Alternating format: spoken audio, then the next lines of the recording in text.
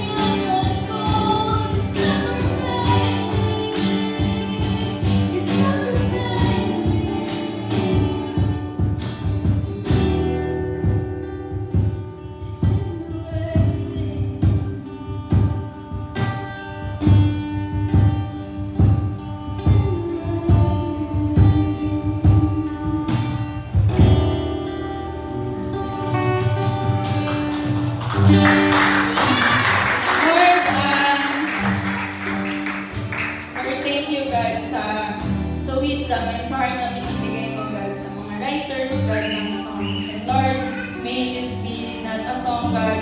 Lord, may we develop always, Lord, the heart of worship, God. And Lord, tulungan mo po ako, God, na Lord, I believe, Lord, buhay ang salita mo na nagbibigay, God, ng kapayapaan, nagbibigay ng hope, God. And Lord, I pray, God, this morning, maging open po kami, God, to receive your word. Thank you, Lord, in Jesus' name. Amen. Thank you, God.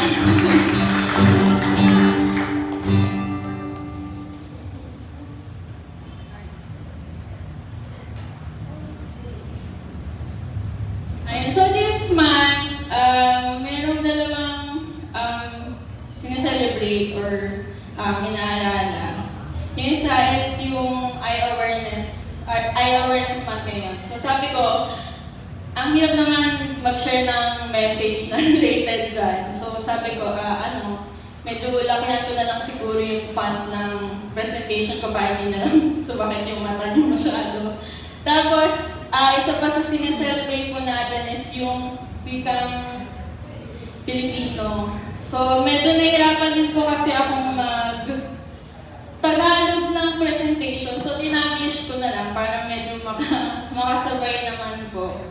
Saka, medyo nag-fail kasi sa English na matuto ako maging fluent sa Filipino. Hindi rin ako naging fluent sa English. So, nasa katamtaman na akong level ng dalawang language, kaya tinanglish ko na lang. Hindi kasi umubra yung hindi yung umubra yung English only policy nung elementary ako kasi wala na kaming pisong mainulo, gano'n. Pero ngayon narinig ko yung mga bata ngayon, ang hirap naman sila sa Filipino. Yung mga pamangkin kong iba sa Filipino, si Celine Taglish yan. No more. Kaya gano'n si Celine. Ayun, so, kaya tinaglish ko na. Ayan, so ang gusto ko pong i-share is yung from stories sa Genesis. Genesis 37, 39 to 41. Story siya ni Joseph the Dreamer. So, nung dyan sa dreamer na yun, parang kinaganda niya, may panaginip ako, tapos may mga meaning. Tapos parang pag iniisip ko yung panaginip ko, wala namang meaning. May meaning ba ito? Kagabi, iniisip ko yung panaginip ko. Panaginip ko, kumakain ako ng ice cream na may mangga, vanilla. Kasama yung mga pinsan ko. Pero dito parang yung panaginip nila. Anyways. So, kasi mahaba yung story nga, 37, 39, 41. Anong oras na ba? Baka abutin tayo ng alas 2. So, summarize na natin. And most of us naman alam na din naman na yung story ni Joseph the Dreamer. So, si Jacob yung papa na. Bakit magkwento? Si Jacob yung papa niya. So, may mga kapatid si Joseph. So, si Joseph, favorite siya ng papa niya. Ayan, yung mga favoritism. Joke lang. Favorite siya ng papa niya. Tapos, binigyan niya si Joseph ng robe na makulay na kakaiba. So, siguro mahal din yan kasi makulay siya nung panahon na yun. And dahil dito, nainggit yung mga kapatid niya. So, dahil dito, pinapootan ng mga kapatid ni Joseph at di nila siya kaya pakitunguhan ng maayos.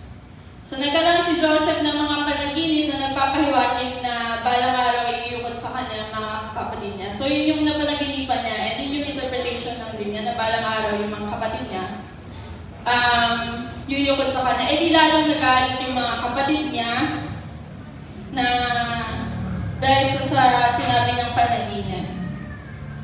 And next, kinuha ko lang yung mga important events. And yung Joseph sold by his brothers. So, sobrang galit nila. Nagbalak silang patayin si Joseph. Pero hindi natuloy kasi meron pa siyang mga kapatid na may konti pang konsensya. Tapos, kaya ang ginawa nila, dapat, ang sinuggest ng kapatid niya, hindi, iwan na lang sa sister, ganyan. Hanggang mamamatay naman siya pag wala siya makain, hindi siya makalis doon, mga ganyan.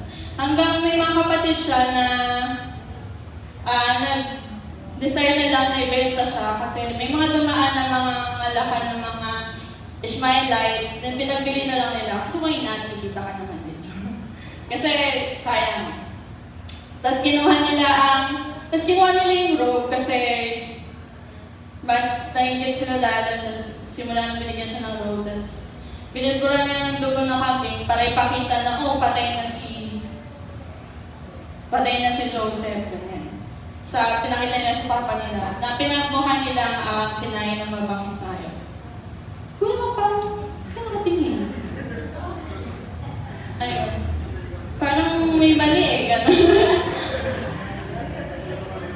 Ayun, tapos, samantala, dinala si Joseph sa Egypt at pinagbili kay Potiphar. So, isang opisyal ni Pharaoh. So, Joseph and Potiphar's wife. So, si Joseph, di ba binenta siya sa Ishmaelites, napunta siya, naging alipin siya ni Potiphar. Pero, kahit naging alipin siya, pinagpala siya ng Diyos doon bilang alipin. Tapos nakita yun ni Potiphar na, oh, may something dito kay Joseph kaya pinromote niya, so from alipin to assistant. Wow. And kaso, si Joseph ay sa description ng Bible, pogi daw, at saka maganda yung katawan. So yung asawa ni Potiphar, nagagusto parang ako nag-chases lang isang asawa ni Potiphar. Kasi yung haba, yung asawa ni Potiphar, ayan, nagkagusto. Nagkagusto siya kay Joseph, tapos tinutok. Hello? Chismis kasi. Tapos, Lana, no more.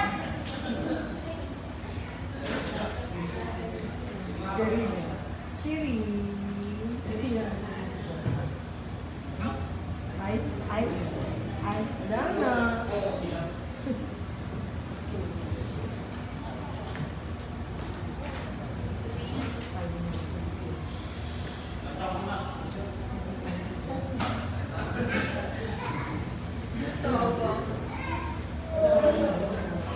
Chiri na lang, no?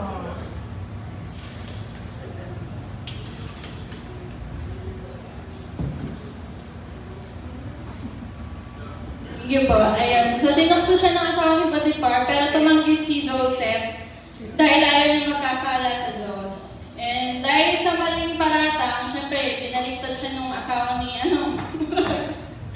parang sa kanto lang ako nagpipendo. Pinaligtad siya ng asawa ni Potiphar. Kaya nakulong syempre, naniwala naman yung asawa niya, syempre, naniwala siya doon.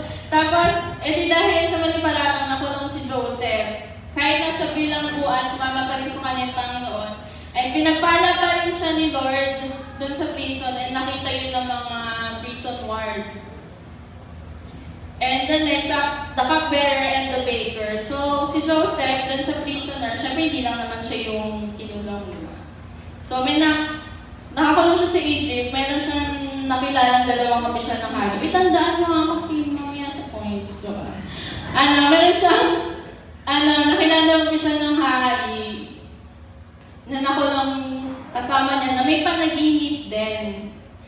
And ipaniwanag sa kanila ni Joseph yung mga panaginip nila sa tulong ng Diyos. Tapos natupad yung sinabi ni Joseph sa dalawang official. And then hiniling ni Joseph dun sa cupbearer na kapag natupad na yung panaginip mo na sinabi ko, tandaan mo ako, tapos i-mention mo ako kay Pharaoh. Ngunit nakalimutan niya ito, so makakalimutin yung cupbearer. And last na sasama niya ito, yung Pharaoh's dreams. So nanaginip din si Pharaoh. Di ba? Panaginip sila.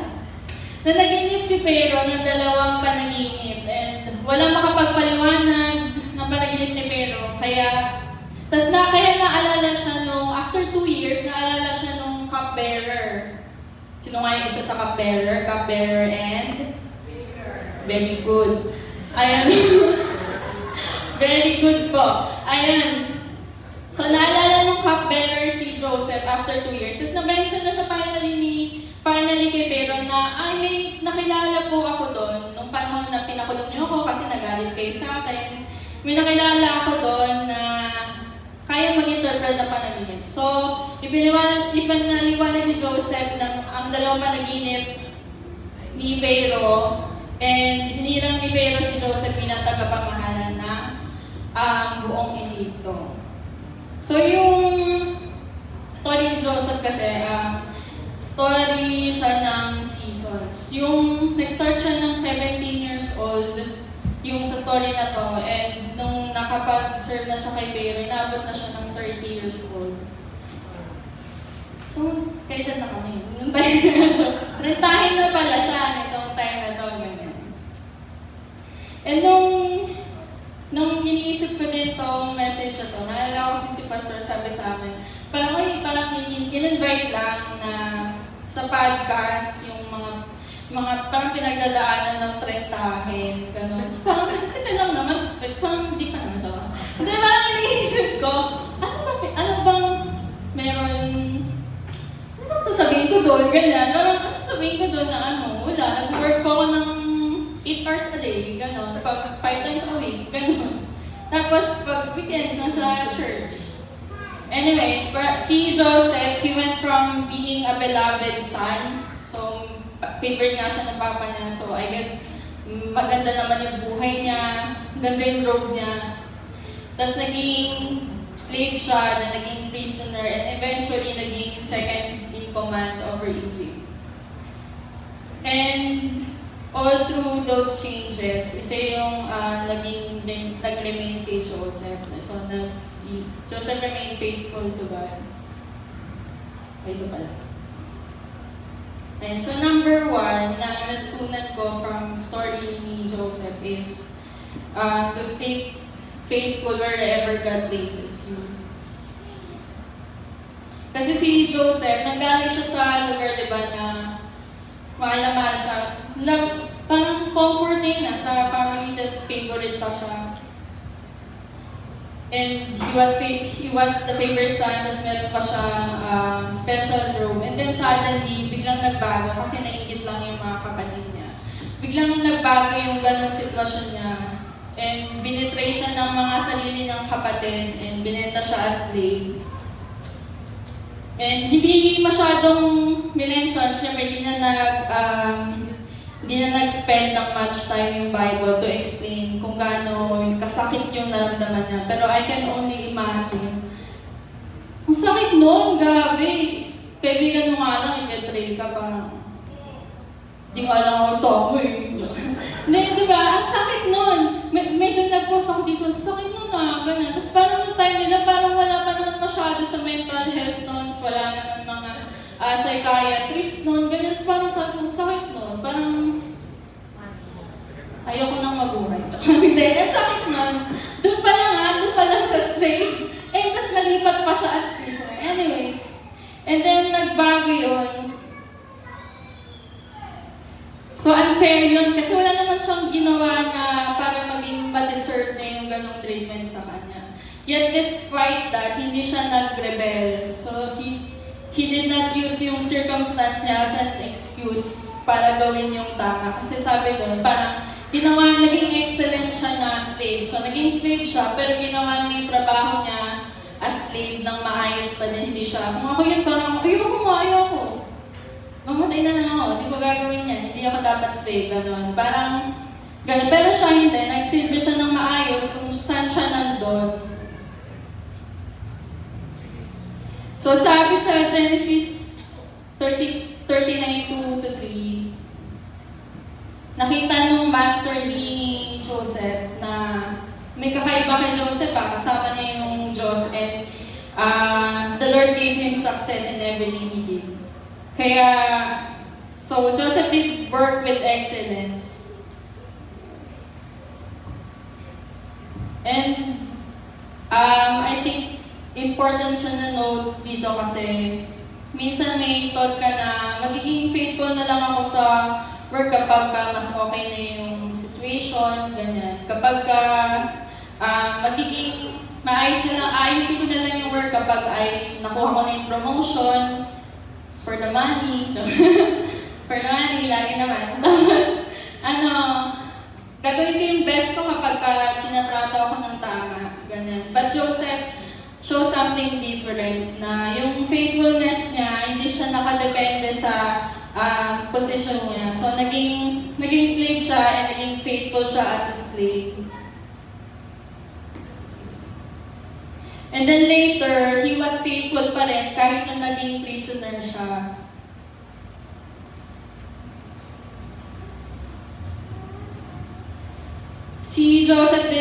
17 years old, alam niyo lately, ang narinig kong comment ng mga millennials sa mga generation namin. Oh, hindi ako millennial. Uy, alam niyo ba, pasok pa ako sa Gen Z. Pero sabit na sabit. Sumabit na ako sa Gen Z. Anyways, ang comment ng mga millennial, yung mga hindi na daw matyaga yung generation namin. Hindi na daw, parang ang bilis daw mainip, mga ganon. Di ba last week, maulan, di ba? Tapos, everyday maulan. Tapos, nasa isang meeting ako doon. Yung mga kasama doon sa meeting, mga 40 to 60 years old. E di nag-uusap-usap sila, e nakikinig lang ako. Tapos pinag-usapan nila, nag-suspend kasi ng office ng Lunes. So half day lang, pinauwi na yung mga pumasok, ganyan. Tapos yung mga empleyado nila, na mga younger generation na, ang sabi sa kanila, yung bang pinayin namin na vacation leave, dapat i-half day lang din namin. Yun daw bang dapat na sick leave nila, i-half day din nila. Tapos parang sabi ng HR, kasi parang common sense na yun, pinay mo na yun before mag-suspend. And sinuspend yan para sa mga nag-on-site, para hindi mahirapan umuwi. Tapos yung reasoning ng younger generation, na parang, is half day yan. Tapos parang bakit gumaling ka, nag-sick leave ka, gumaling ka ba nung hapon? Gumaling ka na nung hapon, ganun ba yan? Tapos, ang isa pa, yung mga naka-work from home that time, so nasa bahay na sila. Nung sinabing suspension, hindi na rin, tumigil sila sa work. Tapos parang sabi nila, kasi ang sabi is suspension, so wala nang work, ganyan. Tapos parang sabi nila, yung mga kabataan yun, yung iba na parang kailangan explain mo word by word, kailangan te-technicalin ka, gano'n. Te-technicalin ka, tapos parang sabi, work from home ka na, tapos sinabi suspension, suspend ka din, gano'n. Anyways, ayun yung sinabi nila sa mga younger generation. Naisip ko lang kasi, sabi dito kasi 17 lang si Joseph. So, isa siyang matinong 17 years old. Ayun.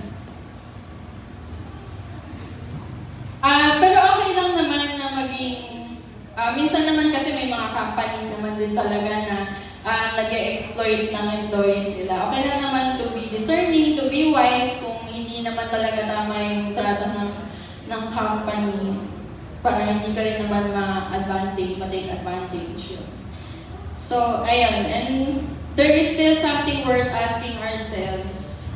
Am I faithful in the work God has entrusted me, even kahit walang nakakakita? So, I believe si Joseph, minsan naiiwan-iwan siya sa bahay ni Potiphar, di ba? Kasi siya na yung pinamahalan mo sa bahay, naiiwan-iwan siya. And kahit walang nakakita sa kanya, ginagawa niya yung tama kahit in the first place, hindi naman dapat siya slave, hindi naman dapat siya assistant. So tayo, yung sa in-entrust sa ating work, hindi naman kailangan na like extravagant na tinawag ka maging missionary. Kung nasan ka ngayon, like gawin natin siya ng tama kahit walang nakakakita sa atin.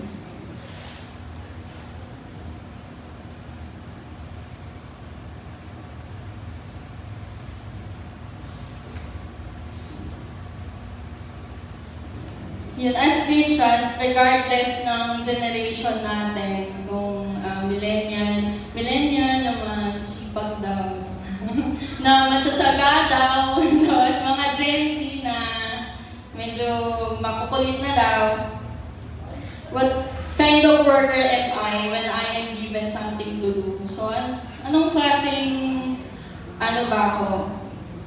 Anong klaseng tao? Anong klaseng worker? Ang isa sa mga culture rin sa work, hindi ko alam kung ganun din kung alam niyo ng mga mas matatanda sa akin. Pero ang culture talaga ngayon is ang sinasabi is gawin mo lang yung bare minimum. Kung ano lang yung pinapasweldo sa'yo, huwag mong bibuhan. Galit pa sila pag bibuhan. Hindi, wag mong masyadong galingan kasi abusunin ka. Ganun yung sinasabi nila na ito lang gawin mo, huwag kang mag-extra effort sa work, ganyan. Pero minsan nadadala ako doon, minsan, no, parang injustice pa doon. Hindi, ito lang yung sweldo ko, ito lang gagawin ko, ito lang yung task ko, ito lang yung gagawin ko. Parang, kung ano lang yung nasa job description, yun lang, ganyan. Pero, ang nire-remind ko sa sarili ko every time is yung Colossians 3:23. So kahit ano ang ginagawa nyo, gawin nyo ito ng buong puso na para sa Panginoon kayo nag-serve at hindi sa mga tao. So inisip ko, sige, gagawin ko ito with excellence kasi offering ko ito kay God eh. And thankful ako sa Kanya na may ability akong gawin ang trabaho to kasi di naman habang buhay kaya kong mag-work. Ayun. Pero minsan talaga, pag Lunes, nakakatamad. Huwag yun naman akong i-judge. Ayan. Actually, yung message na to, ang mas nakakaba, hindi yung mag-speak dito kasi kayo naman, like, kilala ko na kayo sort of family naman, church family naman to. So medyo comfortable naman ako sa audience. Mas kinakabahan ako dun sa part na sinabi ko to, ito yung message ko, tapos papanoorin niyo yung buhay ko. Tapos, parang kailangan yung makita, kailangan ko siyang panindigan din sa buhay ko kasi sinabi ko to. So, gusto ko sana mag-disclaimer na, ay, minsan po, mapala din po ako sa tayo, nag-i-struggle din po ako. Huwag niyo muna ako i-judge agad, tinatry ko naman, mga gano'n. And, ayun, so, pero, syempre, tatry pa rin naman natin mamuhay ay sa sinasabi. Ayun. And yan, sa English, whatever you do, work at it with all your heart as working for the Lord and not for man. And ito yung nag-remind sa akin, yun na yung standard ko of excellence, hindi siya dapat nakadepende kay pastor, hindi siya nakadepende sa boss ko, sa salary ko, okay sana kung okay naman kung magtataas. Salary ko or sa co-workers ko kasi meron kaming ranking, ganun. Or kapag kami nag-a-appreciate sa akin. So yung excellence ko, nire-remind ko yung sarili ko na kasi I am working for the Lord. This is for the Lord. Ayun, si Joseph, he was a slave. But he stayed faithful as a slave. And then, yung mas mahirap yung nangyari sa kanya, after slave ka na nga and falsely accused pa siya ni Potiphar, yung wife ni Potiphar, and tinapon siya sa prison, and again, yung pakiramdam niya noon siguro is, ang unfair naman. Like, imagine, naging slave ka, ginawa mo ng maayos yung trabaho mo sa slave, faithful ka sa slave, and then, nakulong ka. So, ang unfair pa din. Kung ako yung nagpa-plan na ako ng revenge ko, kung ako yung takas ako dito, magsusumbong ako sa tatay ko, talaga favorite ako nun eh. Parang, nung binabasa ko yun, ganun yung pakiramdam ko, yung parang gusto kong maging si Amor Powers. Ganun. Yung, ano ba yung linya niya, yung matitikman ninyo yung batas ng isang api. Ganun yung mararamdaman ko doon. Lumana na, no? Oy, 2015 remake to ni Jody Santa Maria. Ang original is 2000 kay Yuda Valdez. Pangako sa'yo. Ayun. Thankfully, si Joseph, hindi naman siya na our powers. He did not spend his prison years plotting revenge. Naging faithful pa rin siyang prisoner. Napansin pa rin yun ng mga ward. Kaya napansin nila, hanggang prison from slave to prison, napansin nila, may kakaiba dito kay Joseph. Hindi siya reklamador. Then eventually, from pagiging prisoner, naging second in command siya kay Pharaoh. Grabe yung level ng buhay niya na yun. So if you want to go to the next level in life, be faithful with what God has entrusted to you at the level you are in right now. So nung naging slave siya, naging prisoner siya, siguro kung hindi siya naging mabuting prisoner, kung hindi siya nakitaan ng kabutihan, as a prisoner na wala namang kasalanan, hindi siya aabot sa kung saan siya gustong dalhin ni Lord.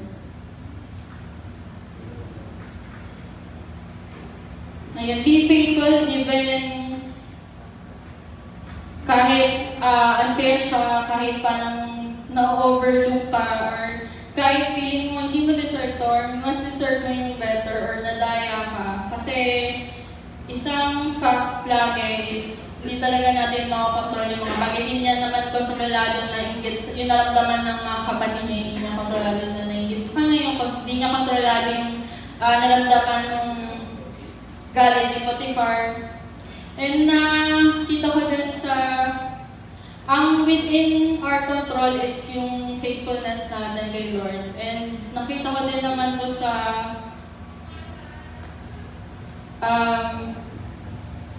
nakita ko kung paano din in-honor ni God yung faithfulness ko sa binigay niya sa akin years ng volunteer work ko din sa church. And even naman yung work ko din naman sa office. Although, masabi ko naging faithful ako sa ibang binigay na task. Pero hindi naman 100% always like faithful kasi baka naman kunin na ako ni Lord pag laging 100% talagang perfect ka. Ganun, hindi naman. So, I've experienced yung favor and alam ko na dahil yun sa pag-honor ni Lord dun sa years ng volunteer work. Yung sinasabi ni Pastor example na scholar ni Globe, alam niyo ba nung time na yun, wala naman akong balak magpasa doon. Pero mabait yung isang teacher namin noon nung high school. Siya yung nag-asikaso ng papers. So, why not? Kasi magsusulat na lang ako ng details. Isasubmit ko lang sa kanya.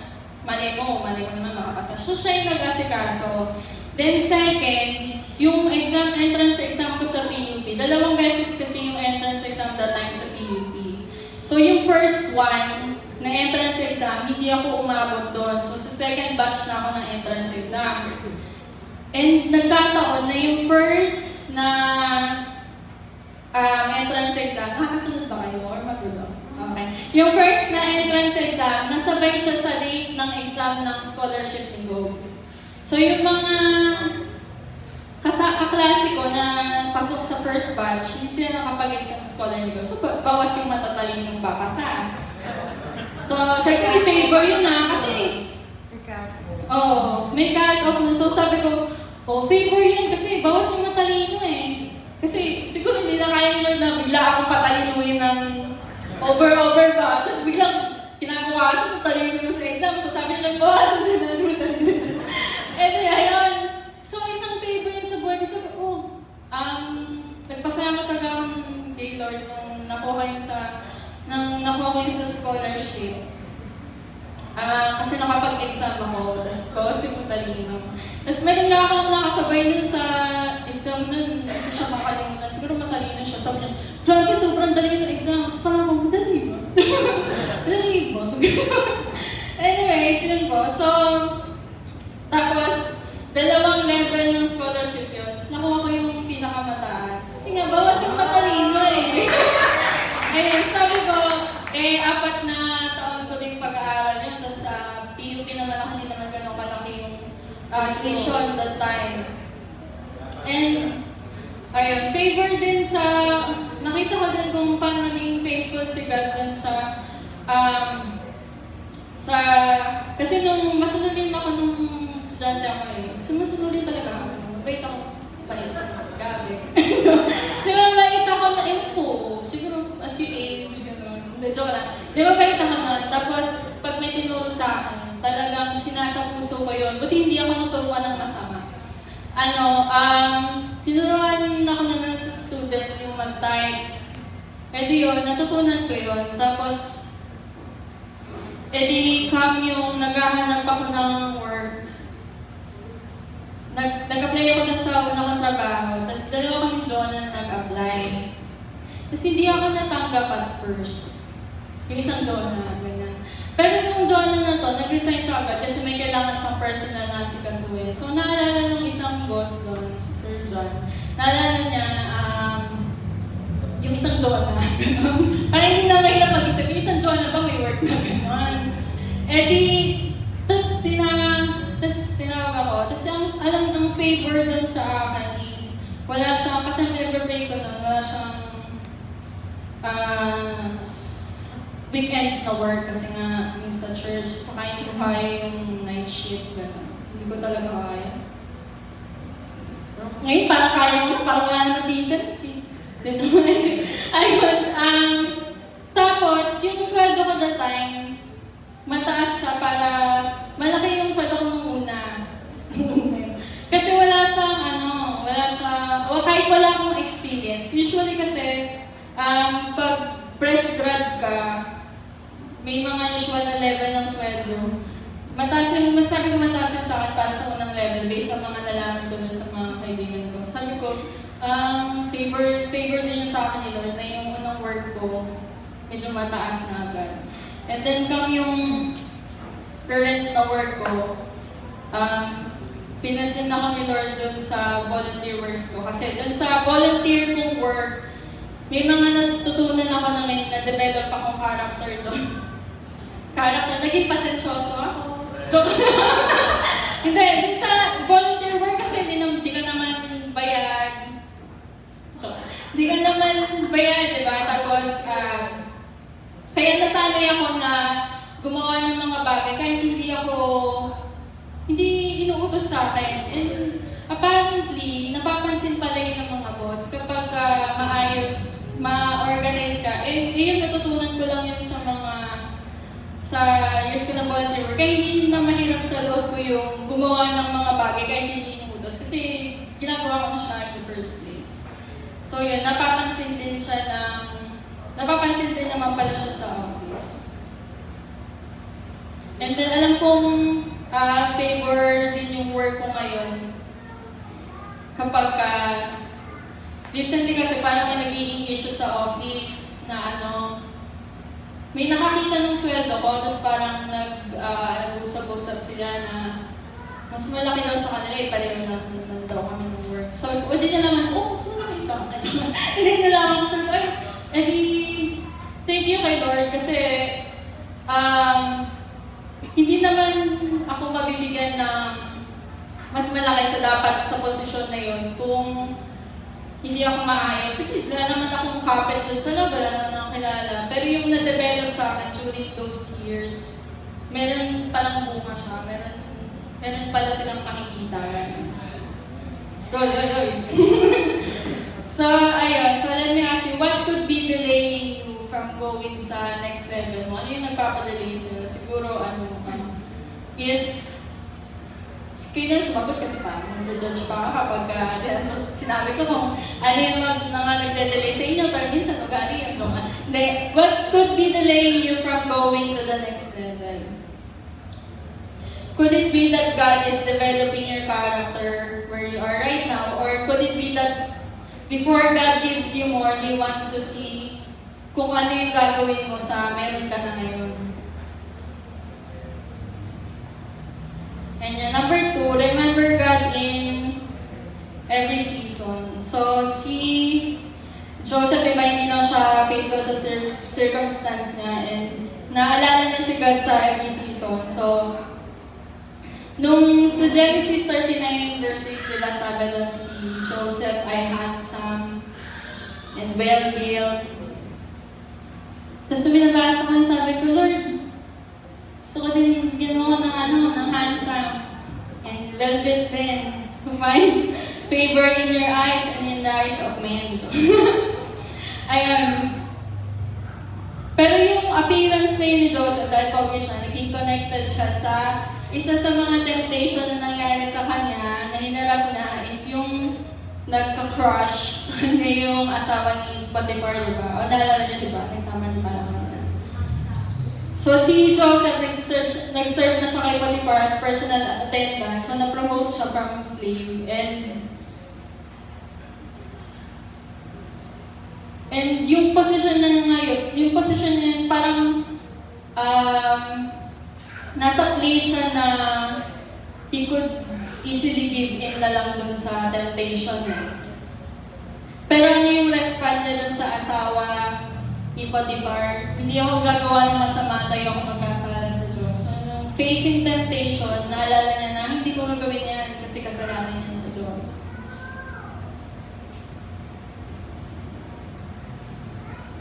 pwede naman niyang maisip na wala naman makakaalam eh. No one will know or wala naman dito yung boss ko eh. O kaya di naman na, ay slave naman ako eh, why not? Tuloy-tuloy ko na yung pagbulos o ganyan. After everything na nangyari sa akin, baka deserve ko na to yung magkaroon ng love life, pero maling love life kasi may sama na. Pero hindi niya ginawang yung circumstance niya, hindi niya ginawang standard yun para sa morality niya. So, he remembered God. Nung na-face niya yung temptation, hindi ko gagawin yan kasi kasalanan niya with God. And then, he ended up in prison. Kung saan niya nakilala yung sino yung officials na nakilala niya?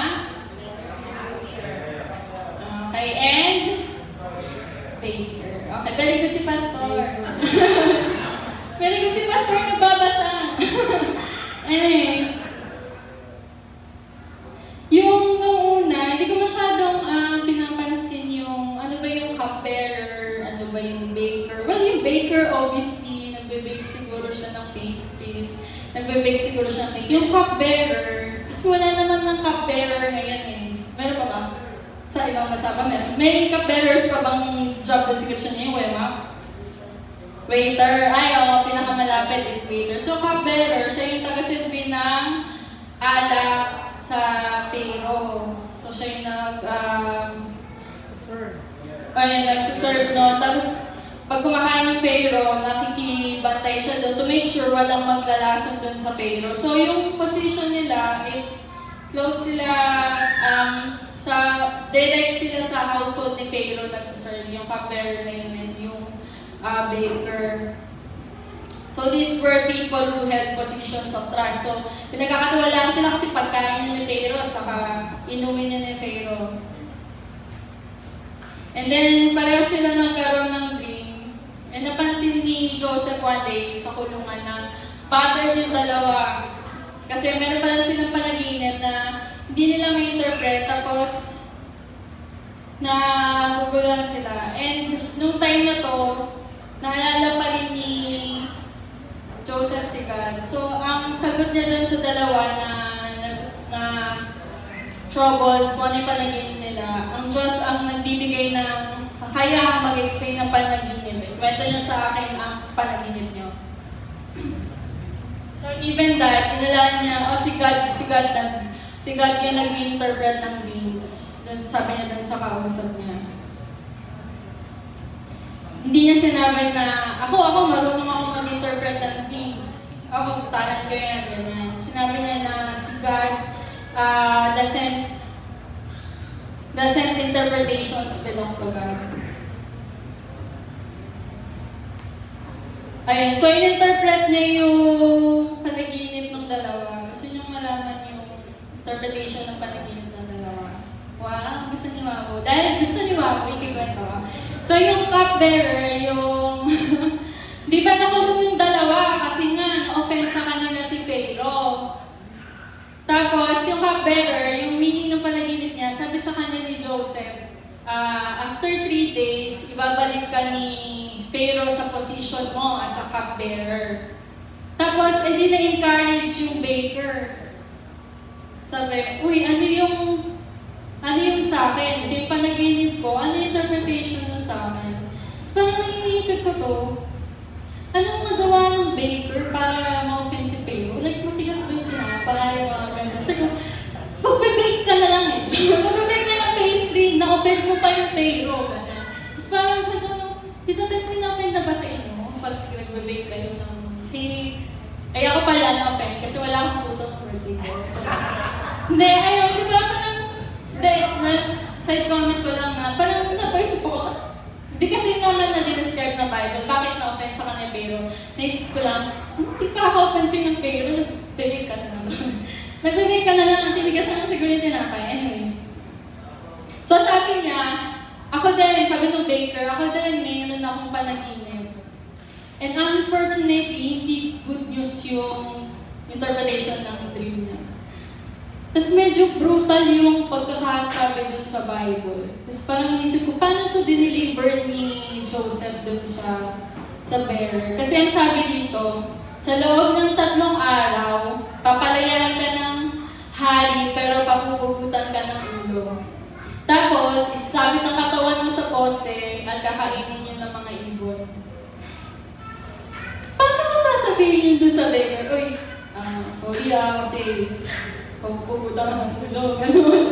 Tapos, isasabi ka sa poste. After 3 days pa yun, 3 days siyang tulala. Sabi ko, 3 days tulala yung prisoner na yun kasi after 3 days, baka mangyari sa kanya yan.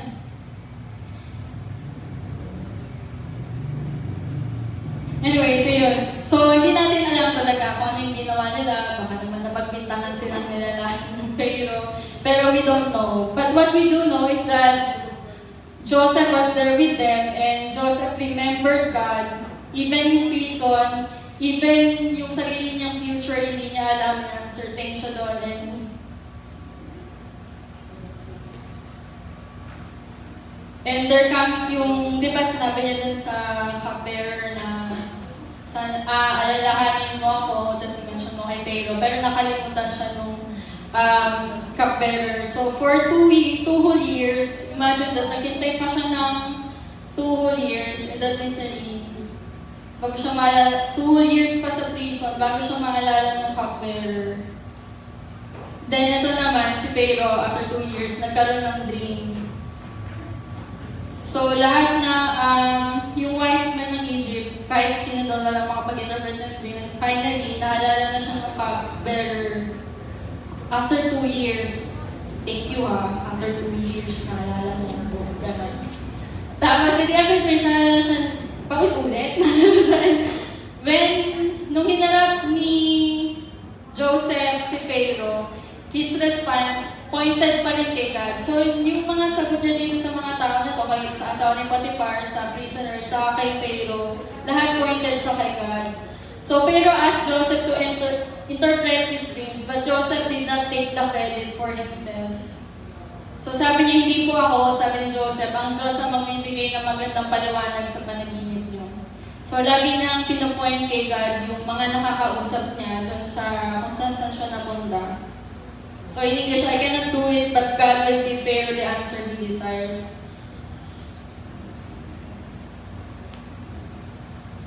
Diba? Kasi parang kung ako yan, pinoint niya pa rin kay God. Kung ako yan, parang maka-chance ko na itong makalaya, papakitang minis mo kay Pharaoh, ganun. So, whether he was a slave, a prisoner, forgotten, or finally standing before Pharaoh, Joseph remembered God. Di lang nung he remembered God even nung well-loved siya sa home, when he was a slave, when he was tempted in prison, and kahit nung naghihintay siya for 2 whole years. And isa sa mga pinahawakan ko na parang pag nagtagal na itong paghihirap na to Pagka may times na, nananasan ko din yung kahit pa di na halata kasi ang laki ko na ngayon, pero nananasan ko din magutom. Nung may time nung 2018, Hoy! Dinananasan ko po talaga. O di ba, praise God, hindi halata kasi maganda ako.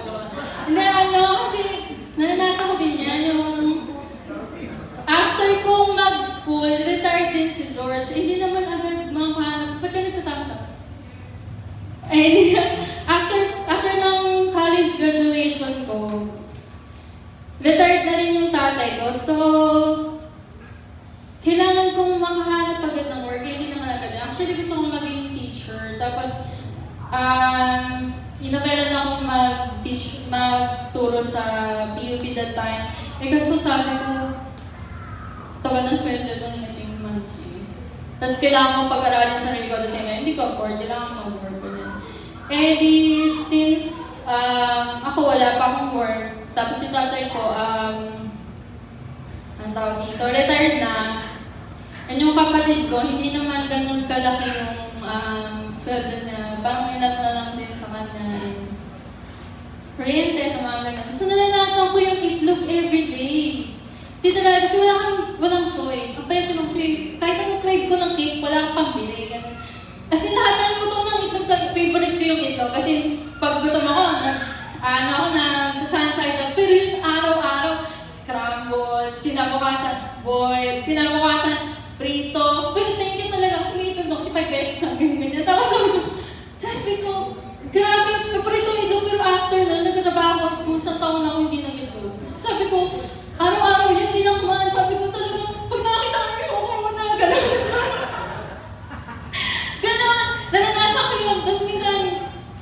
a day sila ako kumakain. Not by choice, hindi ako nag-uumad. Ganon.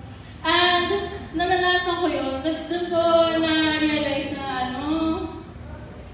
pero ano ko nun, 53 kilos. Kasi wala akong choice. Sabi ko, kaya magbibirang kami nun. Sabi ko, kung wala yung itlog ulit, ganyan.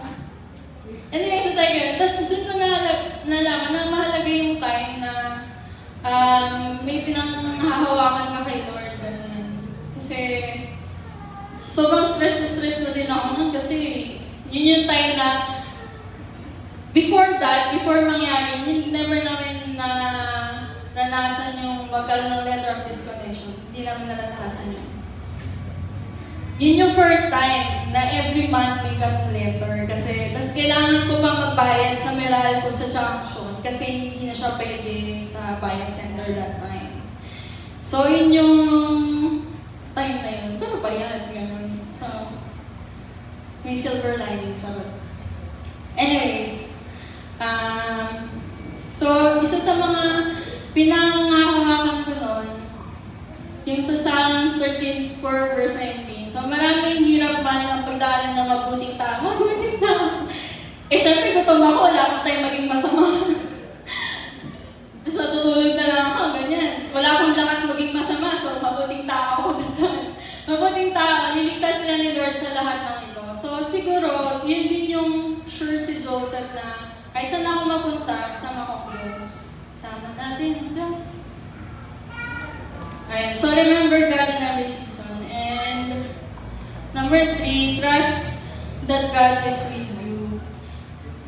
Sa tatlong points, I think ito yung pinaka-importante sa lahat na kung sino yung, what matters most is kung sino yung kasama ni Joseph. So sa Genesis 32, saka 39 verse 2, saka sa verse 21, nakulit siya na sa pagiging slave niya, minention na the Lord was with him. And a prisoner siya, minention the Lord was with him.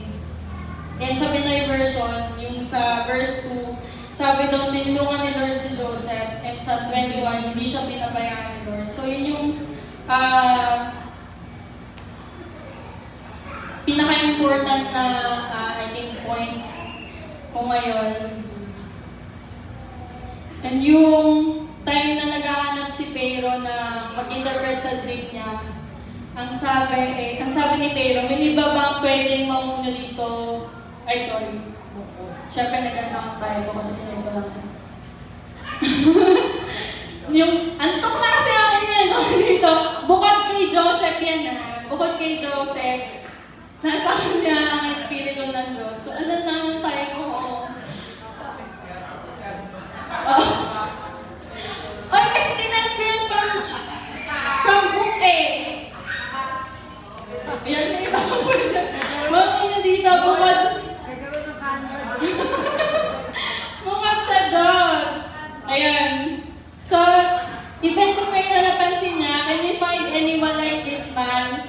One in whom is the Spirit of God. So, the Lord was with him. Napansin ni Pharaoh din na yung Spirit ni God nasa kanya.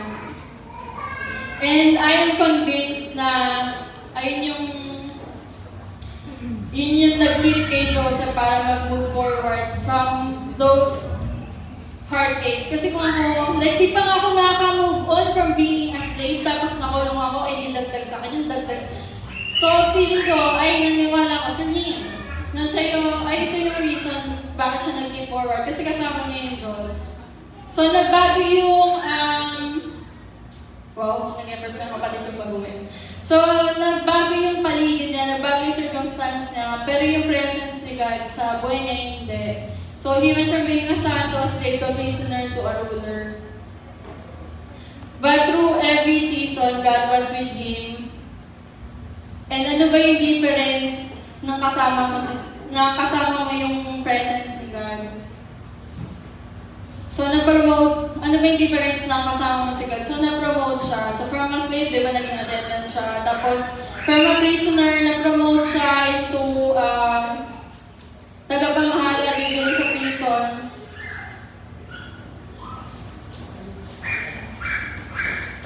Tapos hanggang na-promote siya to governor ng Egypt. Imagine from a slave. So yun yung isang difference na kasama mo si God. And parang, di ba pag promoted, parang sa mga Gen Z daw, sa younger generations, pag promoted, uy, ano lang naman yan additional work, mga ganyan, additional responsibilities, mga ganyan. Pero sometimes, yung increase, totoo naman, kasi mas bigger, higher yung position mo, promoted ka, mas madami ka talagang work, pero hindi siya, increase in responsibilities and the punishment, pero preparation yan sa kanya until naging governor siya. So, hindi kasi naman pwede nga naman from slave, tapos bigla naging governor. So, in preparation yung naging promotion niya. So, isa pa sa difference na kasama mo yung presence ni God, may favor. So, sinabi naman explicitly sa Bible na Joseph found favor in the eyes ni Potiphar, ng prison warden. May mention talaga doon na napansin siya. And eventually, si Pharaoh, napansin din siya and pinagkatiwala nga sa kanya yung entire nation's food supply.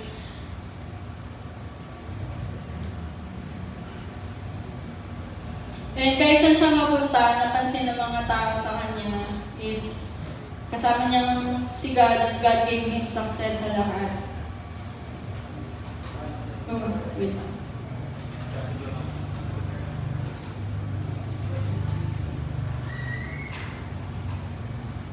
Ayun, so, in-emphasize naman repeatedly dun sa Bible, Genesis 39, that the Lord gave Joseph success in what he did.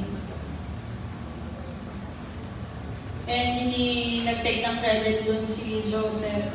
Alam niya, he knew where his ability came from. And alam niya, all those years, all those time from slave to pagiging governor, it was God. And eventually, nung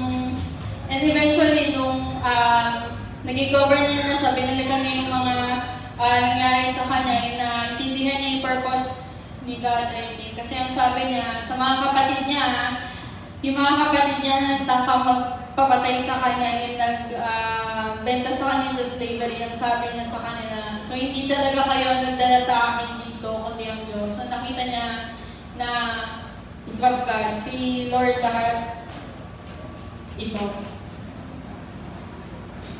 So imagine that, kasi kung ako hindi ako mabilis mag-let go ng galit ko pag binenta ako eh. Pag binenta ako, nag-galit ako sa'yo, ganyan. Tapos pero siya, binenta siya, tapos falsely accused in prison. Tapos nakalimutan pa siya ng cupbearer. And he waited 2 more years. And then, eventually, nakita niya yung kamay ng Diyos sa lahat ng yun, sa lahat ng sitwasyon na yun, kahit hindi niya kasalanan, hindi niya gusto. Na si God greater dun sa kung nasa man siyang sitwasyon. And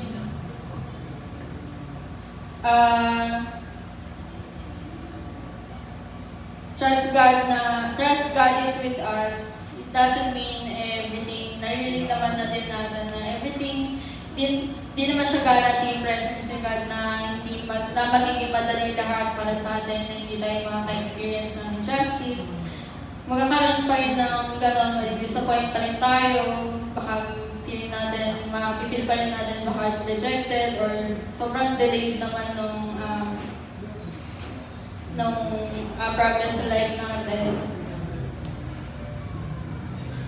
Minsan, di ba, out of our choice. Nung college ako, isa sa mga discussion lang namin, sabi sa amin ng prof namin, wala naman daw talaga kami, nakalimutan ko anong class ko. So wala naman daw, di naman daw totoong freedom of choice. Sabi niya sa amin, wala ka naman talagang choice. Sabi niya, ano ba? Kung piling ko magmakinig sa'yo. Sabi niya, wala daw freedom of choice kasi, halimbawa, dito ka nag-aaral sa PUP, di ba? choice mo ba yan? O yan kasi yung binigay sa'yo na choices? Like, so ako naman, oo nga no. Parang, oo nga no. Like, kung may, ito kasi, ito na yung choice ko eh. Like, ako binigay sa akin choice na PUP lang. Kasi di ko naman afford mag-Ateneo. Di afford naman. Di ko alam afford ako. Ganon. O di ko din naman afford mag-Lasal. Yung pera din, yung pag-English, di ko alam afford mag-Ganon. Tapos parang sabi ko, parang napaisip din ako nung sinabi na walang freedom of choice. Parang isip ko, siguro, limited choices nga siguro. Pero, one good thing is kasama lagi dun sa choice ko is magtiwala kay Lord. So, sabi ko, sige, given na siguro nga wala akong freedom of choice sa eyes ko or limited yung choices ko. Pero kasama lagi sa choice ko yung magtiwala kay Lord na kahit saan ako dalhin, kasama ako ng Diyos, and lagi siyang may mabuting plano para sa mabubuti natin dyan, para sa atin ganyan. Ayun po. So, stay faithful in the present. Stay faithful wherever God places you. And remember God in every situation, in every season. And when you don't understand, parang hindi mo pa nakikita yung mga mangyayari, trust that God is with you. And Joseph's story reminds us that God is not only present sa destination. So si Lord hindi lang naman siya nagparamdam. Nagparamdam ng governor nung successful na si Joseph. So all throughout nung present na experience ni Joseph, nandun din si Lord sa process. So, kung nasan ka man ngayon, kung nasa mabuting kalagayan ka, good. Kung hindi, kasama mo ang Diyos. Kasama mo ang Diyos, and eventually, I know, I am sure, eventually, maintindihan mo rin and magiging good din yan. So, don't waste the season you are in waiting for the next one. So, wag mong hintayin lang na maging hindi ako okay, siguro hintayin ko na lang na magbago yung government.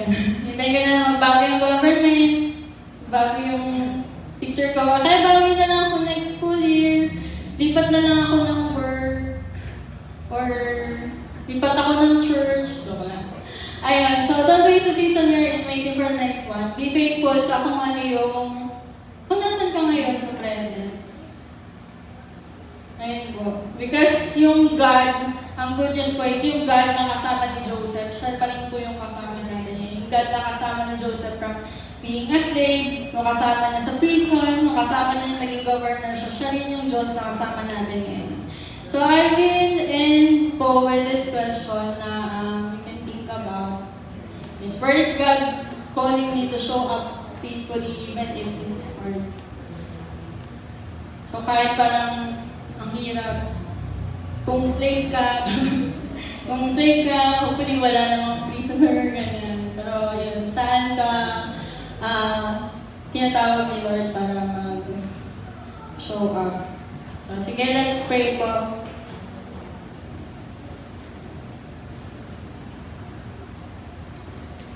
Lord, we thank you, God, dahil sa buhay, God, hindi ka mag-isa. And Lord, pag nagkakamali kami, or at times, God, na nakakalimutan namin magtiwala sa iyo, God, hindi ka nagbabago, God, hindi ka na-offend, God, na Diyos, God. And Lord, I just pray, God, na sa situation namin right now, we thank you, God, for the blessings, God, kung naranasan namin, God, na blessings. And Lord, even sa trials, Lord, I just pray, God, for joy, God, and strength, God, and yung faith, God, na pagtiwala, God, na kasama ka namin. And Lord, I pray like Joseph, God, makita namin yung hand mo, yung kamay mo sa bawat sitwasyon. Makita namin kung ano yung, makita ka namin sa sitwasyon, marinig namin yung voice mo doon, God. And Lord, just pray na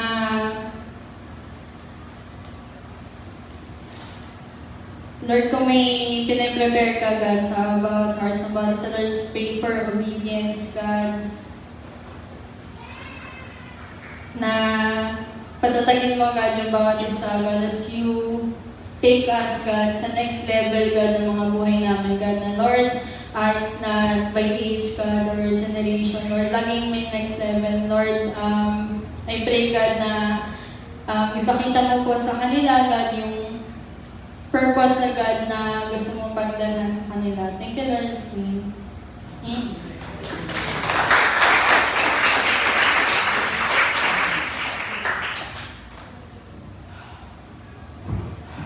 Palapakan natin ang Panginoon sa buhay natin.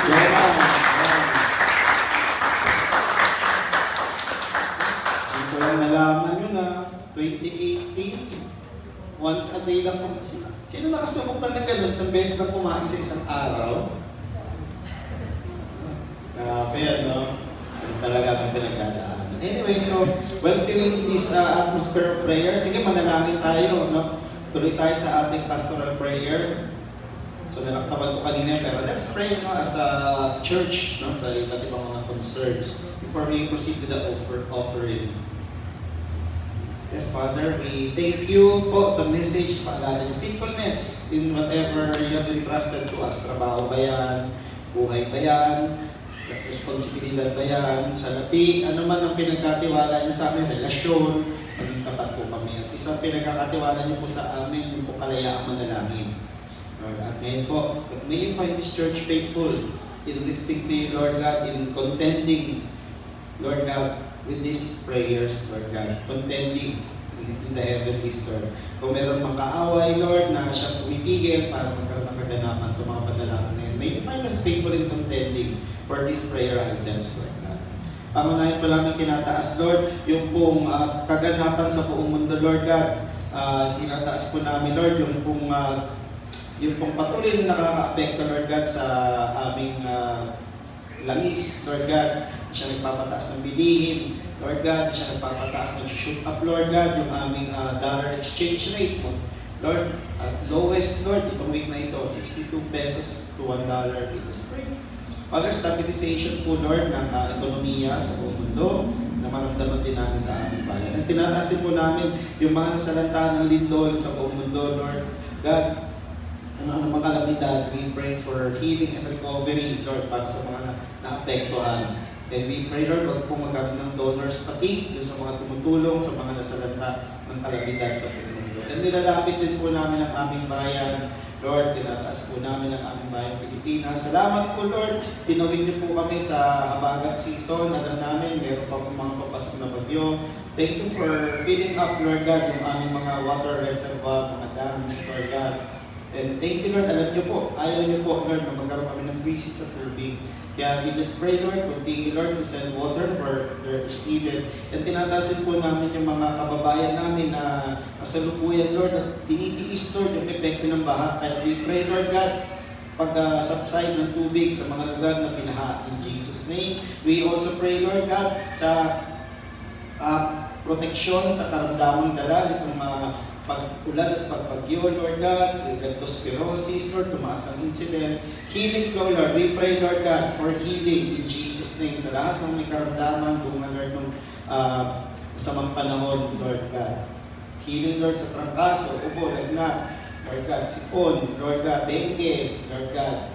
Healing flow, Lord God. At sa akin po dito, sa kalagitnaan, healing din kung sino may karamdaman po. In Jesus' name. In Jesus' name. Let healing flow and restoration flow. In Jesus' name. In Jesus' name.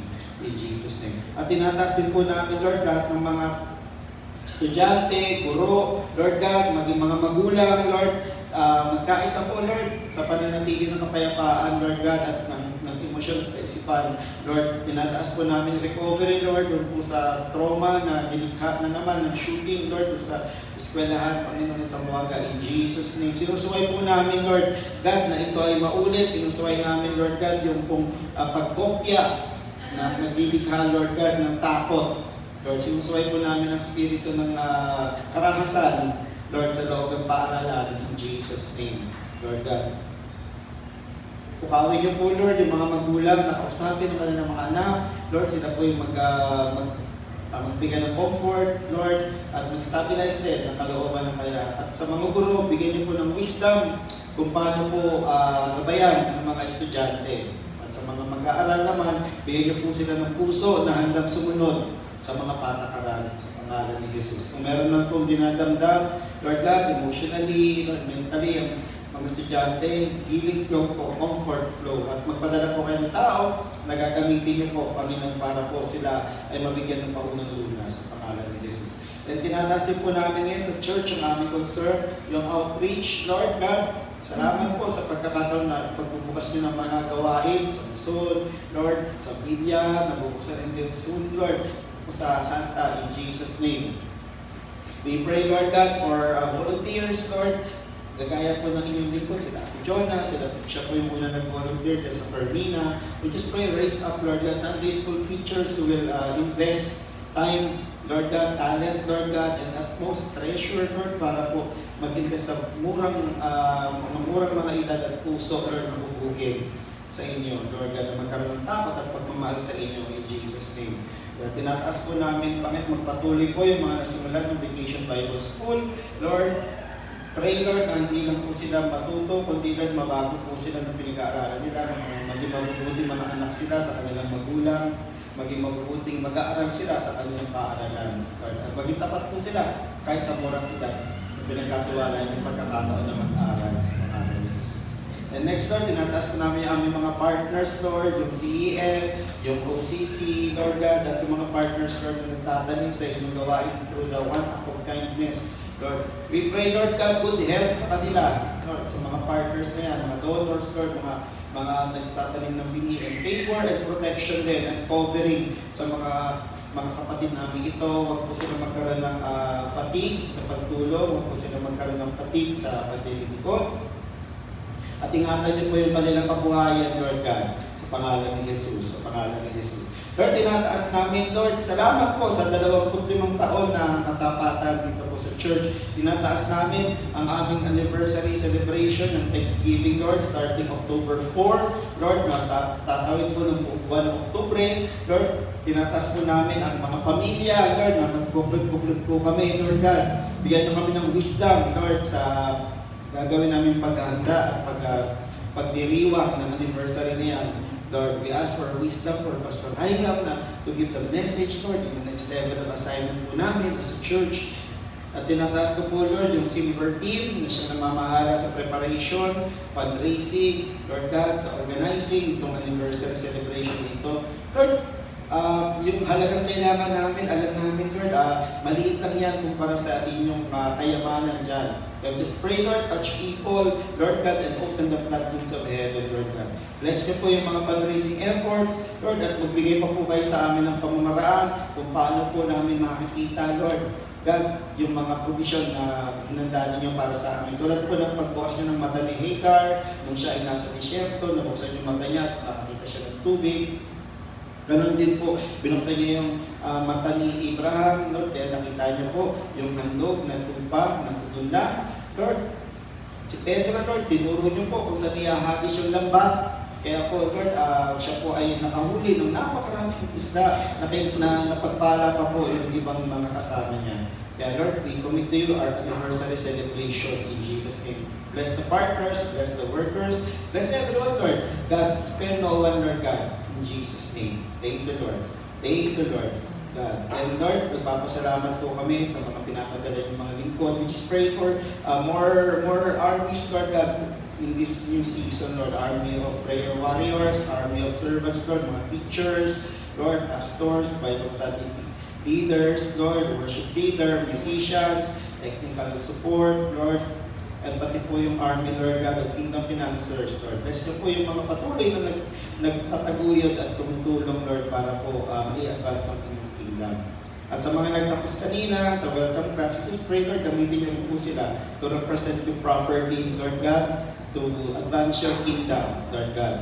Huwag pong sarilihin yung mabuting balita. Yan ang prayer namin sa pangalan ni Jesus. Amen. Amen. Sige, maraming Panginoon. Ngayon, kailangan tayo sa ating offering, Again, here in church, we practice tithing. Ano yung tithing? Hindi po yung mahigpit na paghawak sa pera, kundi yung may pagbibigay ng ikasampung bahagi of whatever God has blessed us. Magkukulat kayo no, na parang kulang nga, bibigay pa ba namin? Magkukulat kayo na yung naiiwan, sapat pa, minsan sobra. Okay, so kaya tayo nag-envelope para po ma-account ano yung ikapu. So ihulog po dyan yung offering and then yung ikapu po isobra nyo. Ano ba yung kaiba ng tithe? Yung tithe po is 10% of whatever God has entrusted to us. Offering is beyond kung ano po yung sobra. Kaya sige, ihulog po natin yung ating mga ikapu at handog. Ngayon, dito po. Okay? And then we'll pray later.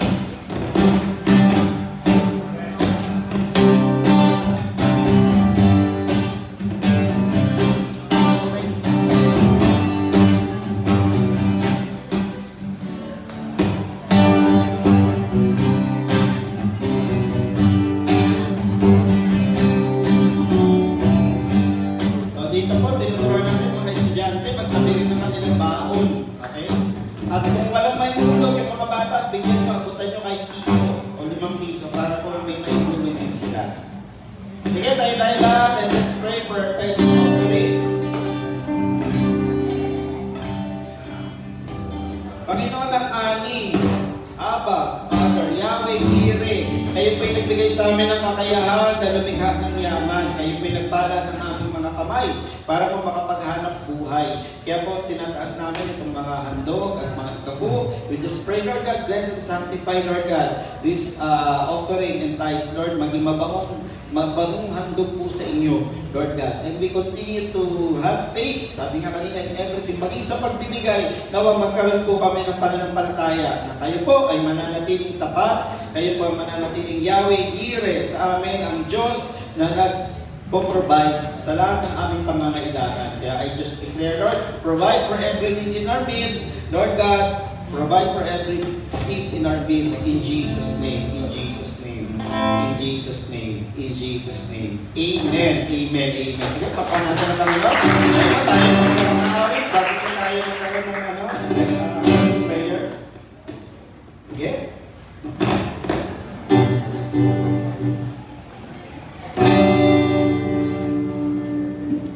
Ayan, patuloy po natin pasalamatan ng Panginoon dun sa mensahe niya kanina. Dahil andun yung pag-ibig ng Lord kay Joseph, kaya patuloy natin pasalamatan ng Diyos. Ayan.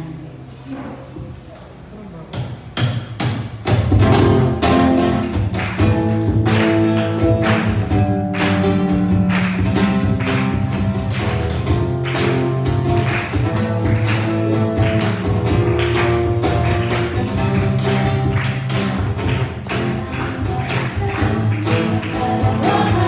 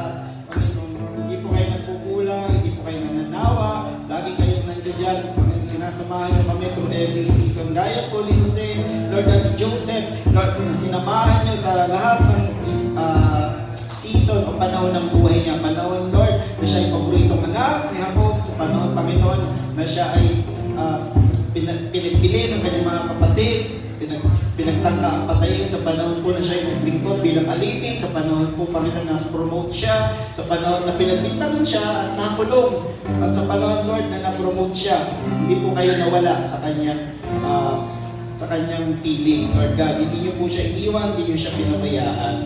Kaya right now, Lord, we just pray, Lord, teach us the faithfulness, that faith, Lord God, na magtiwala sa inyo, Lord, na anumang panahon, Lord, hindi niyo kami iniiwan, hindi niyo kami pinapabayaan. At kung may pagdadaanan man kami, lagi namin hahanapin, nasaan po kayo sa aming pinagdadaanan. Nandyan po kayo sa aming tabi. Kung minsan pa hindi namin kayo makita kasi karga-karga niyo na pala kami, Lord God. Tinatawid niyo na kami sa aming pinagdadaanan. Kaya panalangin ko sa bawat isang kasama namin ngayon at maging sa mga makakasumpong ng mensahe ito, Lord, nawa, Lord God, matalim po, Lord, yung binihin ng pag-asa sa buhay namin. Mawala na kami ng pag-asa, Lord God. Huwag pong mawala yung pag-asa na bunga ng pananampalataya, Panginoon. Kaya, Lord, salamat po. Ano man ang aming pinagdadaanan, dadaan lang po kami dyan. Lord God, tatawid niyo po kami, Panginoon. You will make us victorious because Jesus, you are the one who was victorious at the cross. Sabi niyo, Lord, ang panalangin mo ay hindi alisin kami, kundi Lord, ang panalangin niyo panakasin po kami. Panginoon, paalala niyo sa inyong mga disciples, takasan namin ang aming mga loob kasi napagtagumpayan niyo na po ano man ang pwede namin daanan. At yun po yung pangahawakan namin, Panginoon, bilang paalala sa mensahe niyo at ngayong umagang ito. Kaya mga kapatid, as we depart from this place, we receive the blessing of the Lord, we receive the benediction of the Lord. May the love of God, our faithful Yahweh Jireh, our Heavenly Father, Abba, and may the love of Christ, may the fellowship of the Holy Spirit, and may the grace of our Lord Jesus Christ be with you always as you go through seasons ng iyong buhay. Sa pangalan ni Jesus, Amen. Amen. Support po natin yung ating mga fundraising activities. Yan, yung ticket. Again, next week po, mag-ano na tayo, magdadalo po. God bless po. God bless. Wala bang may birthday?